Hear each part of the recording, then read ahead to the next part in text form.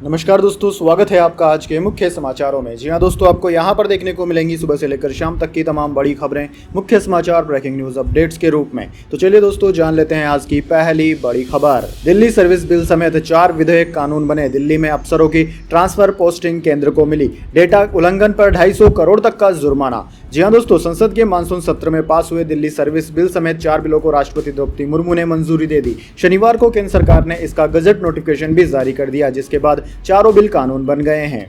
इन बिलों में government of national capital territory of Delhi abatement act, digital personal data protection bill, the registration of birth and death bill और जन विश्वास bill शामिल है। अब डेटा प्रोटेक्शन बिल के प्रावधानों का उल्लंघन करने वालों पर न्यूनतम 50 करोड़ रुपए से लेकर अधिकतम 250 करोड़ रुपए तक का जुर्माना लगेगा। वहीं दिल्ली में अफसरों के ट्रांसफर पोस्टिंग के अधिकार केंद्र सरकार को मिल गए हैं। नए कानून के तहत national capital services civil services authority NCCSA बनाई गई है। इसके अध्यक्ष दिल्ली के मुख्यमंत्री होंगे। दिल्ली के चीफ सेक्रेटरी और होम डिपार्टमेंट के प्रिंसिपल सेक्रेटरी इसके अन्य 2 सदस्य होंगे। दिल्ली सरकार के अधिकारियों के अलावा बोर्डो आयोगों में नियुक्तियां और तबादले भी इसी अथॉरिटी की सिफारिश पर होंगे। इसके बाद दोस्तों, अगली बड़ी खबर। देश की सुरक्षा कर रहे हैं आप, मोदी सरकार कर रही है आपके परिवारों की सुरक्षा, BSF जवानों से बोले अमित शाह। जी हां दोस्तों, केंद्रीय गृह मंत्री अमित शाह ने गुजरात के कच्छ स्थित कोटेश्वर में शनिवार को सीमा सुरक्षा बल यानी कि BSF के मुरलिंग पैलेस के शिलान्यास सहित विभिन्न परियोजनाओं के लिए भूमि पूजन किया। यह सेंटर BSF के पेट्रोलिंग बोट सुरक्षा को और मजबूत करेगा। इस दौरान गृह मंत्री अमित शाह ने BSF जवानों को संबोधित करते हुए कहा कि जिस तरह वे देश की सुरक्षा कर रहे हैं, उसी तरह मोदी सरकार आयुष्मान कार्ड के जरिए इन जवानों के परिवारों की सुरक्षा कर रही है। अमित शाह ने अपने संबोधन की शुरुआत में कोटेश्वर में शुरू की गई इन परियोजनाओं का जिक्र करते हुए कहा कि 28 किलोमीटर लंबी रोड का उद्घाटन हुआ है, टावर का भी उद्घाटन हुआ है। यहाँ हाई रिजोल्यूशन कैमरे पाकिस्तान की छोटी से छोटी हरकत पर नजर रखेंगे। इससे पूरे गुजरात बॉर्डर पर पुख्ता सुरक्षा सुनिश्चित की जाएगी। इसके बाद दोस्तों, अगली बड़ी खबर। प्रधानमंत्री मोदी ने रखी रविदास मंदिर की नींव, 100 करोड़ में होगा तैयार। बोले अतीत से सबक लेकर विरासत को बढ़ाएं। जी हां दोस्तों, प्रधानमंत्री नरेंद्र मोदी ने शनिवार को मध्य प्रदेश के सागर जिले में एक जनसभा को संबोधित किया। यहां उन्होंने 14वीं सदी के रहस्यवादी कवि और समाज सुधारक संत रविदास को समर्पित 100 करोड़ रुपए के मंदिर का भूमि पूजन किया। साथ ही सागर में कई 100 करोड़ के अन्य प्रोजेक्ट्स का लोकार्पण और शिलान्यास भी किया। दरअसल दोस्तों, मध्य प्रदेश में साल के आखिर तक विधानसभा चुनाव होने हैं और 1 महीने के भीतर यह प्रधानमंत्री मोदी का दूसरा दौरा है। दोस्तों, लोगों को संबोधित करते हुए पीएम मोदी ने कहा कि सागर की धरती संतों का सानिध्य, संत रविदास का आशीर्वाद और हर कोने से इतनी बड़ी संख्या में आशीर्वाद देने आए हैं। देश की इसी साझी संस्कृति और समृद्ध करने के लिए आज यहाँ संत रविदास स्मारक एवं कला संग्रहालय की नींव पड़ी है। संतों की कृपा से कुछ देर पहले मुझे इस पवित्र स्मारक के भूमि पूजन का अवसर मिला है। इसके बाद दोस्तों, अगली बड़ी खबर। कांग्रेस आलाकमान तक पहुंची, हिमालय में उठी कलह की चिंगारी, CM सुक्खू की बढ़ गई है टेंशन। जी हां दोस्तों, हिमाचल प्रदेश में सत्ता परिवर्तन हुए 8 महीने का वक्त बीत चुका है, लेकिन प्रदेश में मुख्यमंत्री सुखविंदर सिंह सुक्खू के नेतृत्व वाली सरकार की परेशानी थमने का नाम नहीं ले रही है। प्रदेश में एक और आपदा से हो रहे नुकसान की चिंता है, वहीं दूसरी तरफ कांग्रेस की अंदरूनी कलह भी मुख्यमंत्री की चिंता बढ़ा रही है। कांग्रेस नेताओं का खुले मन से अपनी सरकार की कार्यप्रणाली के खिलाफ मोर्चा खोलना मुख्यमंत्री की परेशानी बढ़ा रहा है। मुख्यमंत्री सुखविंदर सिंह सुक्खू की परेशानी अब और भी ज्यादा बढ़ चुकी है, क्योंकि इस अंदरूनी कलह की चिंगारी आला कमान तक भी जा पहुंची है। इसके बाद दोस्तों, अगली बड़ी खबर। राहुल गांधी ने ऊटी में आदिवासियों के साथ किया डांस। सांसदी बहाल होने के बाद तमिलनाडु पहुंचे, यहां से अपने संसदीय क्षेत्र वायनाड जाएंगे। जी हां दोस्तों, कांग्रेस नेता राहुल गांधी 2 दिन 12 और 13 अगस्त के लिए अपने संसदीय क्षेत्र वायनाड के दौरे पर जा रहे हैं। वे शनिवार को दिल्ली से निकले और सुबह 9:30 बजे कोयम्बटूर पहुंचे। यहां से राहुल गांधी वायनाड के लिए रवाना हुए। दोपहर करीब 2 बजे राहुल ने ऊटी के पास बसे मुदुनाडु गांव में टोडा आदिवासी समुदायों के लोगों से मुलाकात की। यहाँ लोगों ने शॉल उड़ाकर उनका स्वागत किया। राहुल गांधी ने आदिवासियों के साथ डांस भी किया। राहुल आज वायनाड में एक जनसभा को संबोधित भी करेंगे। सांसदी बहाल होने के बाद राहुल गांधी का यह पहला वायनाड दौरा है। कांग्रेस महासचिव केशरी वेणुगोपाल ने राहुल गांधी के दौरे की जानकारी दी थी। इसके बाद दोस्तों, अगली बड़ी खबर। घर और कार खरीदना होगा सस्ता, इस सरकारी बैंक ने ब्याज दरों में की 0.20% तक की गिरावट है। जी हां दोस्तों, अगर आप भी घर या कार खरीदने की सोच रहे हैं तो आपके लिए सुनहरा मौका यह हो सकता है। दरअसल दोस्तों, सरकारी स्वामित्व वाले बैंक ऑफ महाराष्ट्र ने शनिवार को होम और कार लोन पर ब्याज दरों में 0.20% की कटौती की है। इसके अलावा बैंक ने प्रोसेसिंग फीस को माफ करने की भी घोषणा कर दी है। इस कटौती के साथ होम लोन अब मौजूदा 8.60% की जगह 8.50% पर पर उपलब्ध होगा। दूसरी ओर कार लोन 0.20% सस्ता होकर 8.70% पर दिया जाएगा। इसके बाद दोस्तों अगली बड़ी खबर, सांसद राघव चड्ढा ने बीजेपी पर निकाला गुस्सा, ट्विटर पर सस्पेंडेड एमपी लिखा, फर्जी हस्ताक्षर मामले में राज्यसभा से सस्पेंड किए गए थे।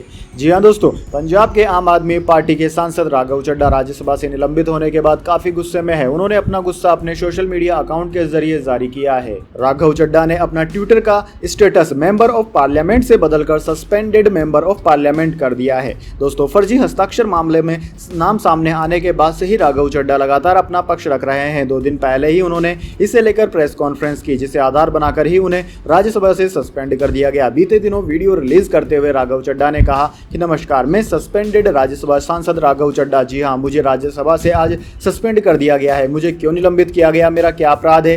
क्या मेरा यह अपराध है कि मैंने संसद में खड़े होकर दुनिया की सबसे बड़ी पार्टी भाजपा के सबसे बड़े नेताओं से सवाल पूछ लिए? क्या इन्हें यह दर्द सताता है कि कैसे ये 34 साल का युवा सांसद संसद में खड़ा होकर हमें ललकार रहा है? ये बहुत शक्तिशाली लोग हैं, ये किसी भी हद तक जा सकते हैं। इसी मानसून सत्र में आम आदमी पार्टी के 3 सांसदों को सस्पेंड किया गया है। मैं भगत सिंह की धरती से आता हूं, पूरी मजबूती से अपना पक्ष रखूंगा। इसके बाद दोस्तों अगली बड़ी खबर, चुनाव आयुक्त की नियुक्ति में सीजेआई का रोल खत्म करने वाले बिल पर ममता बनर्जी का वार, माय लॉर्ड हमारे देश को बचा लो। जी हां दोस्तों, केंद्र ने गुरुवार को राज्यसभा में मुख्य निर्वाचन आयुक्त और चुनाव आयुक्तों के चयन से संबंधित एक बिल को पेश किया था। इस बिल को लेकर विपक्षी दलों ने केंद्र सरकार के खिलाफ मोर्चा खोल दिया है। अब पश्चिम बंगाल की मुख्यमंत्री ममता बनर्जी ने भी सरकार पर निशाना साधा है। ममता बनर्जी ने शनिवार को इस बिल के विरोध में कहा कि बीजेपी अराजकता के आगे झुक गई है। इस हफ्ते सीईसी की नियुक्ति के लिए 3 सदस्यीय पैनल में सीजेआई की भूमिका महत्वपूर्ण है। हम चुनाव आयुक्त के चयन में सीजेआई की जगह कैबिनेट मंत्री को लाने पर कड़ा विरोध करते हैं। मुख्यमंत्री ने दावा किया कि सीजेआई को नियुक्ति पैनल से बाहर करने की योजना बीजेपी की बेचैनी को दर्शाती है, जो बताती है कि उनके वोट हेरफेर को नुकसान हो सकता है। भारत को न्यायपालिका के प्रति इस घोर उपेक्षा पर सवाल उठाना चाहिए। हम भारत के लिए न्यायपालिका से अपील करते हैं, माय लॉर्ड हमारे देश को बचाइए। इसके बाद दोस्तों अगली बड़ी खबर, धमाके से दहल उठता पोलैंड, विश्व युद्ध का बम मिलने से मचा हड़कंप, 14,000 लोगों को खाली कराना पड़ा घर। जी हां दोस्तों, यूरोपीय देश पोलैंड में बड़ा खतरा टल गया है। यहां कभी भी बड़ा धमाका हो सकता था। दरअसल पोलैंड के ब्लूवेत्स्की शहर में द्वितीय विश्व युद्ध के समय का एक बम मिलने से हड़कंप मच गया। यह 250 किलोग्राम वजनी है, जो किसी कारण पहले फट नहीं पाया था। हालांकि अभी सभी सुरक्षित हैं, क्योंकि इसके मिलने के बाद पोलिश शहर ब्लूवेत्स्की से हजारों लोगों को निकाल दिया गया। बम स्थल के दायरे में रहने वाले 14,000 से अधिक लोगों को तुरंत खाली करने के आदेश दिए गए। यह हवाई बम शुक्रवार को निर्माण कार्य के दौरान मिला था। इसके बाद अधिकारियों ने क्षेत्र की घेराबंदी कर दी और निवासियों को स्कूलों और अन्य बड़ी इमारतों में स्थानांतरित कर दिया गया। अधिकारियों ने लोगों से सुरक्षित स्थानों पर जाने से पहले अपने घरों में बिजली, पानी और रसोई गैस बंद करने को भी कहा था। इसके बाद दोस्तों अगली बड़ी खबर, नैनो यूरिया के बाद अब नैनो लिक्विड डीएपी बनाएगा इफ्को, अमित शाह ने रखी कारखाने की नींव। जी हां दोस्तों, केंद्रीय गृह मंत्री अमित शाह ने गुजरात के गांधीधाम में देश भर के किसानों को बड़ी सौगात देते हुए इफ्को के लिक्विड नैनो डीएपी प्लांट की नींव रखी। इस प्लांट की खासियत यह होगी 50 किलो फर्टिलाइजर की जगह किसान केवल आधा लीटर तरल फर्टिलाइजर अपने खेत में इस्तेमाल करेंगे। यह प्लांट 70 एकड़ के एरिया में बनेगा। महज 1 साल में इसको पूरा करने का लक्ष्य है। सभी आधुनिक सुविधाओं से लेस इफ्को के इस प्लांट के बनने के बाद ऑर्गेनिक फार्मिंग को बढ़ावा मिलेगा। केंद्रीय गृह और सहकारिता मंत्री अमित शाह ने कहा कि इस नैनो फर्टिलाइजर प्लांट से इफ्को उचित मात्रा और उचित दाम में भारत के किसानों को खाद की सप्लाई करेगा। यह दुनिया का पहला लिक्विड नैनो डीएपी बनाने वाला प्लांट है। दोस्तों, केंद्रीय गृह मंत्री अमित शाह ने कहा कि जब सहकारिता मंत्रालय बना तो सहकारिता से समृद्धि का मंत्र पीएम मोदी ने हमें दिया। इसके बाद दोस्तों अगली बड़ी खबर, मणिपुर पर बोलने से हमें रोका गया, हमारे हाथ बांध दिए गए, बीजेपी की सहयोगी एनपीएफ के सांसद का गंभीर आरोप।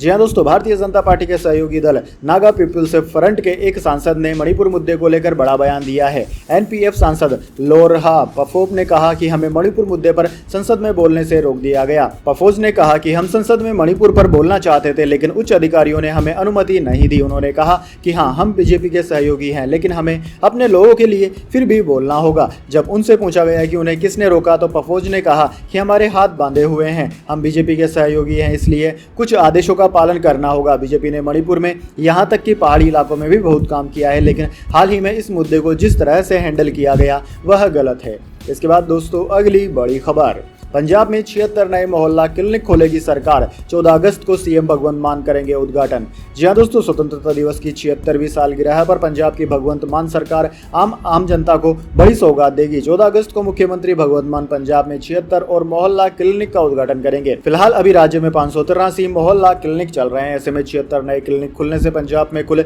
659 मोहल्ला क्लिनिक हो जाएंगे। इसके साथ ही 40 सरकारी अस्पताल अपग्रेड किए जाएंगे। पंजाब के स्वास्थ्य मंत्री ने बताया कि 40 सरकारी अस्पताल अपग्रेड किए जाएंगे। उन्होंने दावा करते हुए कहा कि पंजाब की भगवंत मान सरकार राज्य के लोगों को अच्छी स्वास्थ्य सुविधा दे रही है। स्वास्थ्य मंत्री ने कहा कि अब तक 35 लाख से ज्यादा लोगों ने आम आदमी क्लिनिक का लाभ उठाया है।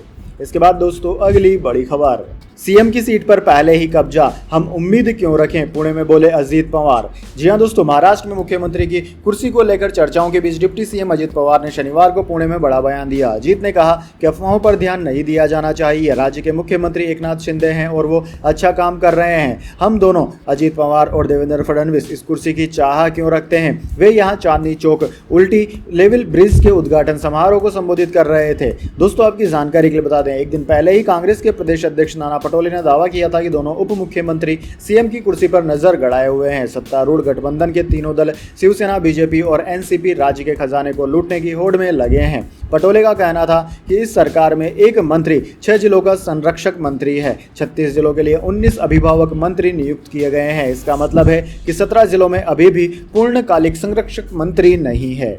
इसके बाद दोस्तों अगली बड़ी खबर, प्रधानमंत्री नरेंद्र मोदी बोले विपक्ष ने मणिपुर के साथ धोखा किया, अविश्वास प्रस्ताव लाए फिर वोटिंग से भाग गए, वे इस पर चर्चा ही नहीं चाहते थे। जी हां दोस्तों, प्रधानमंत्री मोदी ने शनिवार को कहा कि मणिपुर हिंसा पर हम संसद में शुरू से चर्चा करने के पक्ष में थे। विपक्ष के लोग सिर्फ राजनीति करना चाहते थे। वे अविश्वास प्रस्ताव लाए फिर वोटिंग से भाग गए, विपक्ष ने मणिपुर के साथ धोखा किया। मोदी ने यह बात पश्चिम बंगाल के हावड़ा में हो रहे भाजपा के पंचायती राज परिषद कार्यक्रम में वीडियो कॉन्फ्रेंसिंग के जरिए कही। पीएम ने बंगाल और मणिपुर हिंसा पर विपक्ष के रवैये और अपने 9 साल के कार्यकाल पर भी बात की। पीएम ने कहा कि मानसून सत्र की शुरुआत से पहले होम मिनिस्टर अमित शाह ने सभी पार्टियों से कहा था कि वे मणिपुर मुद्दे पर चर्चा करना चाहते हैं, लेकिन विपक्ष ने मुद्दे पर चर्चा नहीं होने दी क्योंकि वे जानते थे कि मणिपुर का सच सबसे ज्यादा उन्हें ही चुभेगा। विपक्ष लोगों के बारे में नहीं सोचता, उसे सिर्फ अपनी राजनीति से मतलब है। इसके बाद दोस्तों जाने अगली बड़ी खबर, लेकिन उससे पहले मेरी आपसे एक छोटी सी रिक्वेस्ट है, अगर दोस्तों आपको अभी तक हमारी न्यूज़ पसंद आई है तो इसे एक छोटा सा लाइक जरूर दे दीजिए, और अगर आपको पसंद नहीं आई है तो बेशक आप डिसलाइक भी कर सकते हैं, लेकिन दोस्तों लाइक और डिसलाइक जरूर कीजिए, क्योंकि दोस्तों यही हमारी मेहनत का फल होता है और इसी से हमें पता चलता है कि आपको हमारी वीडियोस पसंद आ रही है या नहीं। तो चलिए दोस्तों जान लेते हैं आज की अगली बड़ी खबर। विराट कोहली बोले सोशल मीडिया से कमाई की खबर सच नहीं, ऊपर लिस्ट में दावा, पूर्व कप्तान को हर इंस्टाग्राम पोस्ट से 11 करोड़ की कमाई। जी हां दोस्तों, विराट कोहली ने शनिवार को सोशल मीडिया से होने वाली अपनी कमाई की खबर का खंडन किया। उन्होंने एक पोस्ट में कहा कि मुझे जीवन में जो कुछ भी मिला है मैं उसका आभारी हूं, लेकिन सोशल मीडिया पर मेरी कमाई के बारे में जो खबरें चल रही है वह सच नहीं है। हाल ही में ऊपर HQ ने 2023 की इंस्टाग्राम रिच लिस्ट जारी की। इसके मुताबिक विराट कोहली एक इंस्टाग्राम पोस्ट के करीब 11.45 करोड़ रुपए यानी कि $13,84,000 कमाई करते हैं। ऊपर HQ के मुताबिक इंस्टाग्राम से एक पोस्ट की कमाई के मामले में टॉप 15 में कोहली का नंबर 14 है। पुर्तगाल के star footballer Cristiano Ronaldo top पर काबिज है। वह एक पोस्ट के $32,34,000 यानी कि 26 करोड़ रुपए से ज्यादा वसूल करते हैं। इस पर ही विराट कोहली ने प्रतिक्रिया देते हुए कहा कि जो खबरें चल रही है वह बिल्कुल भी सत्य नहीं है। इसके बाद दोस्तों अगली बड़ी खबर, जी और सोनी मर्जर 24% व्यूअरशिप के साथ सबसे बड़ा नेटवर्क बना, सस्ते में मिल सकता है कंटेंट, अमेजन फ्लिपकार्ट जैसे OTT प्लेटफॉर्म को मिलेगी टक्कर। जी हां दोस्तों, जी और सोनी करीब 28 साल बाद एक होने जा रहे हैं। मर्जर के बाद 24% से ज्यादा व्यूअरशिप के साथ जी प्लस सोनी देश का सबसे बड़ा एंटरटेनमेंट नेटवर्क होगा। एड रेवेन्यू मार्केट शेयर भी करीब 27% होने वाला है। ये पूरी इंडस्ट्री में सबसे ज्यादा है। नेशनल कंपनी लॉ ट्रिब्यूनल यानी कि NCLT की मुंबई बेंच ने गुरुवार को जी एंटरटेनमेंट एंटरप्राइजेज यानी कि GEEL और कलवर मैक्स एंटरटेनमेंट के मर्जर को मंजूरी दे दी। कलवर मैक्स को पहले सोनी पिक्चर्स नेटवर्क इंडिया कहा जाता था। इसके बाद दोस्तों अगली बड़ी खबर, अनवार उल हक होंगे पाकिस्तान के केयरटेकर प्रधानमंत्री, 14 अगस्त को लेंगे शपथ, संसद भंग होने के 2 दिन बाद लिया फैसला। जी हां दोस्तों, पाकिस्तान में नेशनल असेंबली भंग होने के बाद देश को चलाने के लिए अनवार उल हक को केयरटेकर PM बनाया गया है। विपक्ष और सरकार में इस नाम पर सहमति बनी। ये बलूचिस्तान आवामी पार्टी BAP के सीनेटर हैं। शहबाज शरीफ और नेशनल असेंबली के विपक्ष के नेता राजा रियाज ने उनके नाम को राष्ट्रपति की मंजूरी के लिए भेजा है। मीडिया रिपोर्ट्स के मुताबिक अनवर उल हक पाकिस्तान के स्वतंत्रता दिवस यानी कि 14 अगस्त की शाम शपथ लेंगे। पाकिस्तान के संविधान के मुताबिक संसद भंग होने के बाद एक न्यूट्रल केयर टेकर सरकार 90 दिनों के भीतर देश में कामकाज के लिए जिम्मेदार होती है। इसके बाद दोस्तों अगली बड़ी खबर, नए रंग रूप में नजर आएंगे एयर इंडिया के विमान। सुनहरे, लाल और बैंगनी रंगों का इस्तेमाल, ब्रांड का हिस्सा बने रहेंगे महाराजा। जी हाँ दोस्तों, एयर इंडिया ने अपना नया लोगो और लिवरी अनवील किया है। लिवरी को आप एयरक्राफ्ट का पूरा मैकओवर समझ सकते हैं। मैकओवर में सुनहरे, लाल और बैंगनी रंगों का इस्तेमाल किया गया है। टाटा ग्रुप की 91 साल पुरानी एयरलाइन 15 महीने से इस पर काम कर रही है। यह कोणार्क चक्र से प्रेरित पुराने लोगों की जगह लेगा। लंदन बेस्ड ब्रांड और design consultancy firm future brand के साथ पार्टनरशिप में लोगो डिजाइन किया गया। दिसंबर 2023 में एयर इंडिया का पहला एयरबस A350 नए लोगो और मैकओवर के साथ बेड़े में शामिल होगा। फ्यूचर ब्रांड ने अमेरिकन एयरलाइन और British luxury automobile brand Bentley के साथ ब्रांडिंग पर भी काम किया है। इसके बाद दोस्तों अगली बड़ी खबर, रजनीकांत के गरजने से बॉक्स ऑफिस पर जारी बरसात। जेलर ने 2 ही दिन में कमा लिए 150 करोड़। जी हां दोस्तों, जहां एक तरफ सनी देओल की गदर 2 और अक्षय कुमार की ओ माय गॉड 2 थिएटर्स में कमाल कर रही है, वहीं इन दोनों फिल्मों से एक दिन पहले थिएटर्स में तूफान लेकर आई रजनीकांत की जेलर अपनी जगह अलग अलग धमाके कर रही है। आज रजनीकांत इस फिल्म से 2 साल बाद थिएटर में लौटे हैं। जेलर से पहले उनकी फिल्म पेटा, दरबार और अन्य थे बॉक्स ऑफिस पर कुछ खास कमाल नहीं कर पाई थी। जेलर में रजनीकांत का मास अवतार फर्स्ट लुक से ही नजर आने लगा था और फैंस फिल्म के धमाकेदार एक्शन एंटरटेनमेंट की उम्मीद कर रहे थे। इन उम्मीदों पर रजनीकांत की फिल्म खरी उतर रही है। गदर 2 और OMG 2 के एक दिन पहले गुरुवार को जेलर थिएटर्स में रिलीज हुई। पहले ही दिन इंडिया में 48 करोड़ रुपए से ज्यादा का इसने नेट कलेक्शन कर लिया। इस फिल्म ने दूसरे दिन भी शानदार कमाई की। इंडिया से लेकर US तक रजनीकांत का भोकाल बॉक्स ऑफिस पर जमा हुआ है। इसके बाद दोस्तों अगली बड़ी खबर, रूसी मंत्रालय ने आईफोन के इस्तेमाल पर पाबंदी लगाई। दावा, इनसे जासूसी कर रहा अमेरिका।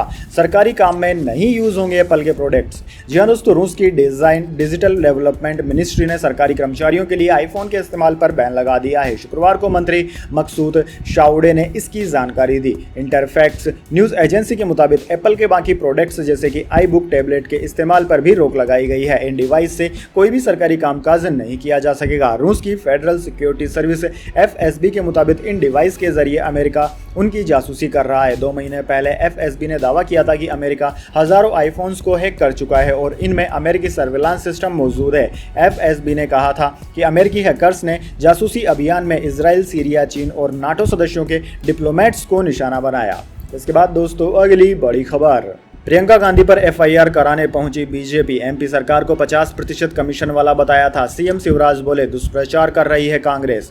जी हां दोस्तों, मध्य प्रदेश भाजपा ने कांग्रेस की राष्ट्रीय महासचिव प्रियंका गांधी वाड्रा के खिलाफ भोपाल पुलिस की क्राइम ब्रांच में आवेदन देकर FIR की मांग की है। मामला प्रियंका के मध्य प्रदेश सरकार को 50% कमीशन वाली सरकार बताने वाले ट्वीट से जुड़ा है। क्राइम ब्रांच में आवेदन देने पहुंचे प्रदेश के चिकित्सा शिक्षा मंत्री विश्वास सारंग ने कहा कि मध्य प्रदेश में चुनाव आते ही कांग्रेस रोज झूठ का सहारा ले रही है। बीजेपी प्रतिनिधिमंडल में पार्टी के प्रदेश महामंत्री भगवान दास सबनानी, विधायक परमेश्वर शर्मा, भाजपा जिला अध्यक्ष सुमित पचौरी भी मौजूद रहे। दरअसल दोस्तों आपकी जानकारी के लिए बता दें, प्रियंका गांधी ने शुक्रवार शाम ट्वीट किया था। इसमें उन्होंने लिखा था कि मध्य प्रदेश में ठेकेदारों के संघ ने हाईकोर्ट के मुख्य न्यायाधीश को पत्र लिखकर शिकायत की है कि प्रदेश में 50% कमीशन देने पर ही भुगतान मिलता है। कर्नाटक में भ्रष्ट बीजेपी सरकार 40% कमीशन की वसूली करती थी। मध्य प्रदेश में बीजेपी भ्रष्टाचार का अपना ही रिकॉर्ड तोड़कर आगे निकल गई है। कर्नाटक की जनता ने 40% कमीशन वाली सरकार को बाहर किया। मध्य प्रदेश की जनता 50% कमीशन वाली भाजपा सरकार को सत्ता से हटाएगी।